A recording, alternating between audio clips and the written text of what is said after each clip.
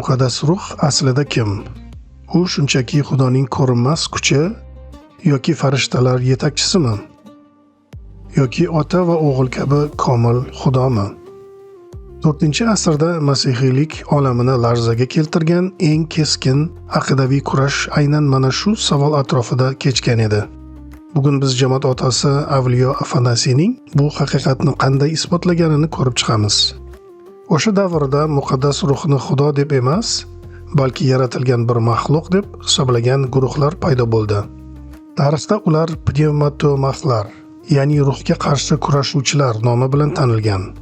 Ular Pavlusning Timotiyga yozgan maktubidagi ushbu oyatni keltirib, ruhni farishtalar qatoriga qo'shishga urinishgan. Ularning argumenti shunday edi: modomiki havoriy Pavlus avval Xudo va Masihni, so'ngra farishtalarni tilga olgan ekan, demak ruh farishtalar safida, faqat ulardan biroz yuqoriroq turuvchi bir mavjudotdir. Ular bu ta'limotni masihiy aqidasiga qo'shib qo'yishga harakat qilishgandi. Ammo buyuk ilohiyotshunos Avliyo Afanasiy bu soxta da'voni butunlay fosh etadi. U bunday noto'g'ri qarash masihiylik aqidasini tubdan buzishini ko'rsatib beradi. Afanasiy aytadiki, bunday ta'limot ikki halokatli ziddiyatdan biriga olib keladi. Yoki oddiy bir yaratilgan maxluq yoki mavjudot Xudoning darajasiga ko'tariladi, yoki yaratgan Xudoning o'zi maxluqlar qatoriga qo'shilib kamsitiladi. Muqaddas bitikda esa biron marta ham muqaddas ruh farishta yoki xizmatchi ruh deb atalmagan. Aksincha, u Masihning ruhi va Xudoning ruhi deb ulug'lanadi. Keling, endi muqaddas kalomdan dalilga o'tamiz.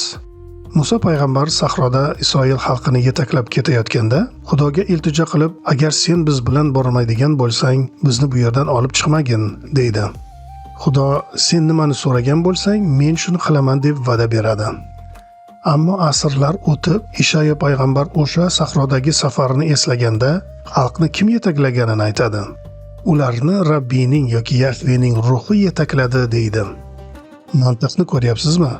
Musa faqat Xudoning o'zi borishini so'ragandi. Ishoya esa ularni muqaddas ruh yetakladi deb guvohlik beradi. Demak, muqaddas ruh oddiy farishta emas, u haqiqiy Xudodir. Shunday qilib muqaddas Afanasiy isbotlaganidek, muqaddas ruh yaratilgan maxluq yoki mavjudot emas.